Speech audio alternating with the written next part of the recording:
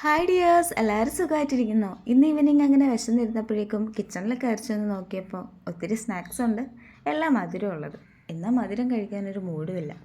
അങ്ങനെ ഞാൻ ചിന്തിച്ചിരുന്നപ്പോഴാണ് ഒരു ഉള്ളിവട ഉണ്ടാക്കിയല്ലോ എന്ന് വിചാരിച്ചത്. ഉള്ളിവട, സവാള വട, അങ്ങനെ പലരും ഇതിനെ പല പേരിൽ വിളിക്കാറുണ്ട്. ഞാനും ഇതിനെ രണ്ട് പേരും മാറിയും തിരിഞ്ഞും വിളിക്കാറുണ്ട്.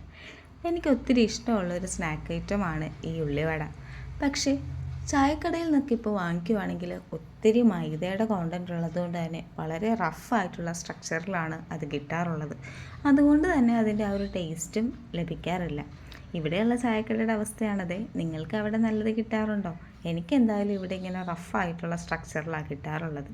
അപ്പോൾ വിചാരിച്ചു, എന്തിനാ അങ്ങനെയുള്ളത് വാങ്ങിക്കുന്നത്, വീട്ടിൽ തന്നെ ഉണ്ടാക്കിയേക്കാമെന്ന്. ഈ വേപ്പിൻ ചെടികളുടെ കാര്യം ഞാൻ എപ്പോഴും പറയാറുണ്ടല്ലോ. നമ്മുടെ വീട്ടിലെ വേപ്പ് പുറത്തുനിന്ന് വാങ്ങിക്കാറില്ല. വേപ്പിലയൊക്കെ വീട്ടിൽ തന്നെ ഉള്ളതുകൊണ്ട് ഫ്രഷായിട്ട് അപ്പോൾ തന്നെ ചെടിയിൽ നിന്ന് പൊട്ടിച്ചെടുക്കുക ചെയ്യാറുള്ളത്. പിന്നെ അതുപോലെ മസാലകളൊക്കെ ഇട്ട് വെച്ചിരിക്കുന്നത്, ചെറിയ പയറുകളും മറ്റുമൊക്കെ ഇട്ട് വെച്ചിരിക്കുന്നത് ഈ കുഞ്ഞൻ ടിന്നുകളിലാണ്. ഇതിൻ്റെ ഡീറ്റെയിലിംഗ് വീഡിയോ ഞാൻ ഇടാമെന്ന് പറഞ്ഞിട്ട് ഇതുവരെ ഇട്ടില്ലല്ലേ? ഉടനെ ഇടുന്നതായിരിക്കും. ഇത് മീഷോന്ന് പർച്ചേസ് ചെയ്തിട്ടുള്ള ഒരു പ്രോഡക്റ്റാണ്. വളരെ ബജറ്റ് ഫ്രണ്ട്ലി ആയിട്ട് കിട്ടിയതും നമുക്ക് ഒത്തിരി യൂസ്ഫുൾ ആയിട്ടുള്ളതും നമ്മുടെ കിച്ചനെ വളരെ അട്രാക്റ്റീവ് ആക്കുന്നതുമായിട്ടുള്ളൊരു പ്രോഡക്റ്റാണിത്. പിന്നെ ഞാൻ ഈ സവാള വട ഉണ്ടാക്കുമ്പോഴേക്കും ഒന്നും ഒത്തിരി നേരം വെയിറ്റ് ചെയ്ത് വെച്ചിട്ടല്ല ഉണ്ടാക്കുന്നത്.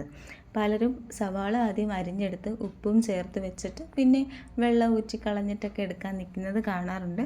പക്ഷേ ഞാൻ അങ്ങനെ ചെയ്യാറില്ല. നമ്മൾ ഒത്തിരി നേരം സവാളയെ മിക്സ് ചെയ്ത് വെക്കുമ്പോഴാണ് ഇതിൽ നിന്ന് വെള്ളം ഇറങ്ങുന്നതെന്നാണ് എനിക്ക് തോന്നിയിട്ടുള്ളത്. അതുകൊണ്ട് തന്നെ ഞാൻ ഇതിലേക്ക് ആഡ് ചെയ്തിരിക്കുന്നതാണെങ്കിലും മൈദമാവും കടലമാവുമാണ്. കടലമാവാണ് കുറച്ച് കൂടുതൽ ആഡ് ചെയ്തിരിക്കുന്നത്. പിന്നെ ഇത് ഞാൻ ചേർക്കുമ്പോഴേക്കും എപ്പോഴും ശ്രദ്ധിക്കുന്നത്, ഈ മാവുകളുടെ അളവിനേക്കാളും കൂടുതലായിട്ട് സവാളയുടെ ക്വാണ്ടിറ്റിയാണ് ഞാൻ കീപ്പ് ചെയ്യാറുള്ളത്. പിന്നെ ഇതൊട്ടും നേരം വെക്കാറില്ല. കുഴച്ച് വെച്ച് ചട്ടി ചൂടാവുന്ന ഒരു ടൈം, അത്രയും ടൈം മാത്രമേ ഞാൻ ഇതിനെ വെക്കാറുള്ളൂ. അതുകൊണ്ട് തന്നെ ഇതിൽ നിന്ന് ഒത്തിരി വെള്ളം അങ്ങോട്ട് ഇറങ്ങി വരാറില്ല. നമുക്ക് വേണ്ട സ്ട്രക്ചറിനനുസരിച്ച് അത് നമുക്ക് ഉണ്ടാക്കിയെടുക്കാനും സാധിക്കും.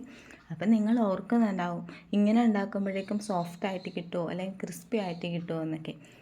ആരും അങ്ങനെ ഓർത്ത് വിഷമിക്കേണ്ട. നല്ല ക്രിസ്പി ആയിട്ടും നല്ല സോഫ്റ്റ് ആൻഡ് ടേസ്റ്റി ആയിട്ടുള്ള സവാള വട തന്നെയാണ് നിങ്ങൾക്ക് ഇങ്ങനെ ചെയ്യുമ്പോഴും കിട്ടുന്നത്. ഇതിൻ്റെ ആ ഒരു ക്രിസ്പിനെസ് ഞാൻ വീഡിയോയുടെ എൻഡിൽ കാണിച്ചു തരാവേ. നിങ്ങളെല്ലാവരും ഇത് വീട്ടിലൊന്ന് ട്രൈ ചെയ്ത് നോക്കണം. ഒത്തിരി നേരമൊന്നും വെയിറ്റ് ചെയ്ത് വെക്കാതെ നമുക്ക് വേണ്ട ഇൻഗ്രീഡിയൻസ് ഒക്കെ ചേർക്കുക, പെട്ടെന്ന് തന്നെ അങ്ങ് ഉണ്ടാക്കിയെടുക്കുക. ഒത്തിരി തിക്നെസ് ഇല്ലാതെ ഉണ്ടാക്കിയെടുത്താൽ മതി. നമ്മൾ ഒത്തിരി തിക്കാവുമ്പോഴല്ലേ ഇഷ്യൂ. ഇതുപോലെ നല്ല ക്രിസ്പി ആയിട്ട് തന്നെയാണ് കിട്ടുന്നത്. അത് നല്ല സ്മൂത്ത് ആൻഡ് സോഫ്റ്റ് സ്ട്രക്ചറാണിത്.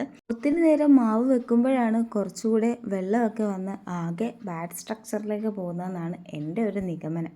അതുകൊണ്ട് ഞാൻ അതിൽ പിന്നെ യൂട്യൂബിൽ നിന്ന് നോക്കാതെ എൻ്റേതായ റെസിപ്പിയിലേക്കാണ് അങ്ങ് ഉണ്ടാക്കുന്നത്. നല്ല ക്രിസ്പി ആയിട്ട് കിട്ടുകയും ചെയ്യും. എന്നാൽ കഴിച്ചാലോ. ബൈ.